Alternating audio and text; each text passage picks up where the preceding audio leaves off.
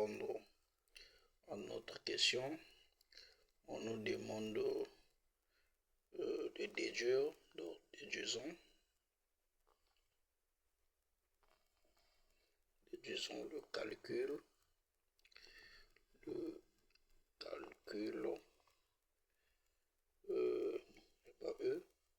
excusez-moi, le calcul de I0, voilà, I0, et la déduction là vient de cette relation qu'on nous a demandé de démontrer. Donc voilà, on a une relation, on a trouvé ceci, qu'on devait trouver A et B, et A et B on a trouvé que c'était A est égal à B qui est égal à 1 demi. Donc 1 demi de cosinus de x sur 1 plus sinus de x. Voilà. Voilà cette relation.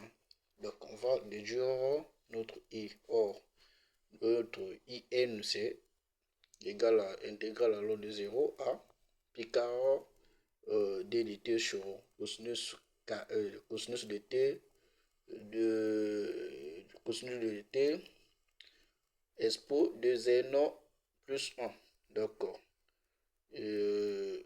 I0, ça veut dire qu'on remplace n par 0. Donc I0 sera égal intégral allant de 0 à pi quart.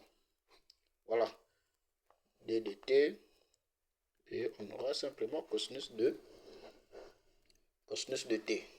Donc là, on a changé de variable parce que ici la variable c'est x. Et vu que notre x appartient à l'intervalle, donc on avait dit là-bas que notre x appartenait à l'intervalle de 0 à pi quart. Or, x appartient à l'intervalle de 0 à pi quart. Et la même chose aussi, et t aussi appartient aussi à la même en fait t appartient aussi à un même intervalle. Donc du coup vraiment c'est vraiment simplifié, on n'a pas besoin de faire des changements de variable, donc c'est direct.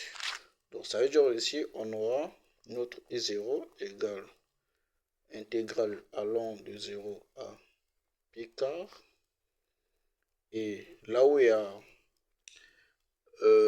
d dt ici, normalement on peut écrire ça 1 sur cosinus de t multiplié par d dt. Donc ici je vais remplacer 1 par cosinus de t là, ça veut dire que je vais avoir ceci 1 demi cos de t sur 1 moins sin de t plus 1 demi cos de t sur 1 plus sin de t,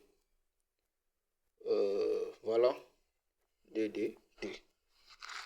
Donc ici, je vais trouver au fait comment intégrer. Là, je ne peux pas intégrer ça directement. Donc, je dois procéder soit par un changement de variable, soit je dois remarquer quelque chose. Ce que je sais, c'est que cosinus et sinus ont une relation sur la dérivée et la primitive. Donc, quand je regarde ici, je peux avoir la forme U' sur U. U' sur U. Donc, du coup, ici, je vais faire comment? Je vais écrire posons.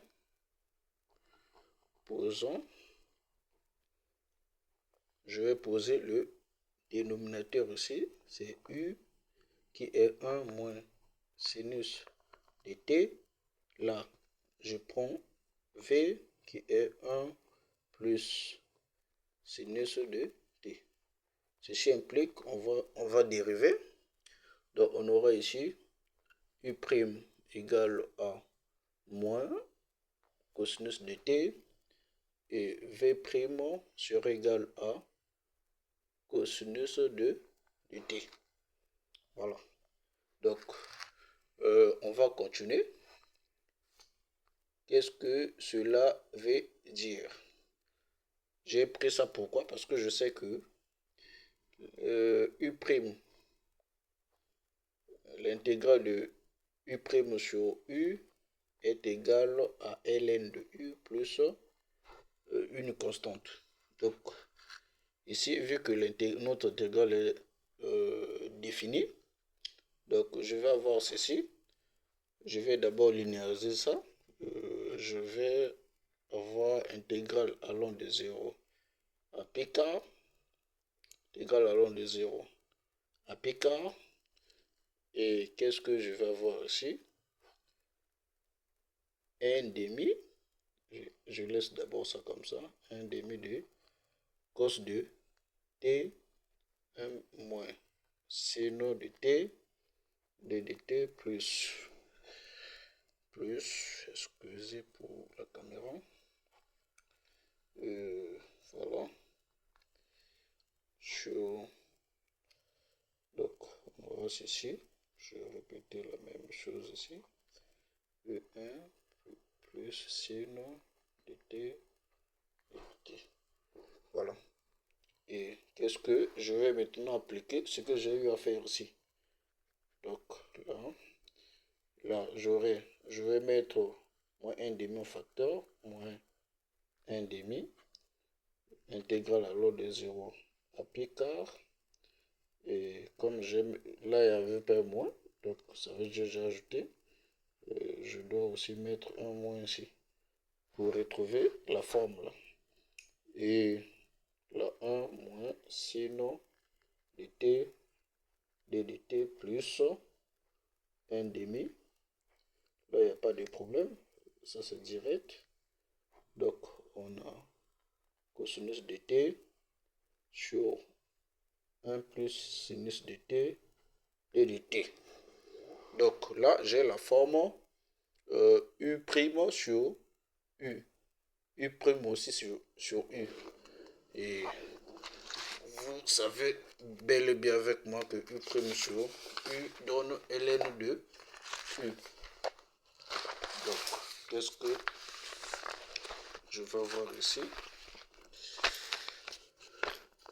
Donc, j'aurai U0 égale, d'abord je répète la même expression, moins 1 demi, intégrale allant de 0 à pi quart,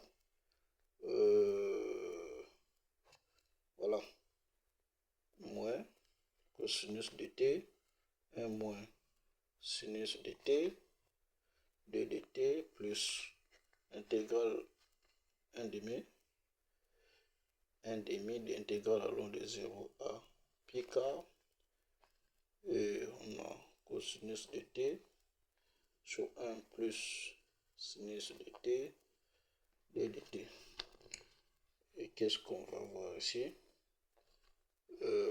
On va avoir là moins 1 demi. Bon, je préfère commencer avec ça. Donc plus 1 demi. La primitive de ça, on a ln de u. Oh, notre u ici c'est 1 plus sinus de t. Voilà, 0 à pi quart.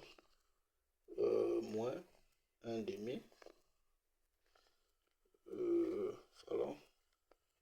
Ln de 1 moins sinus de t. Voilà, 0 à pi quart. On a le même intervalle, donc on peut regrouper les termes. On met simplement 1 demi au facteur.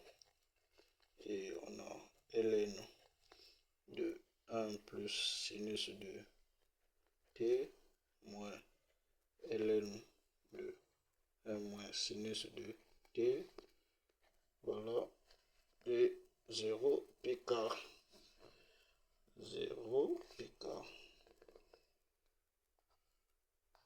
Donc ici, égale 1,5 et vous allez voir avec moi que ça, on a 1 plus sinus de t sur 1 plus sinus de t. C'est bon, les parenthèses, hein. 0 puis car. Simplement car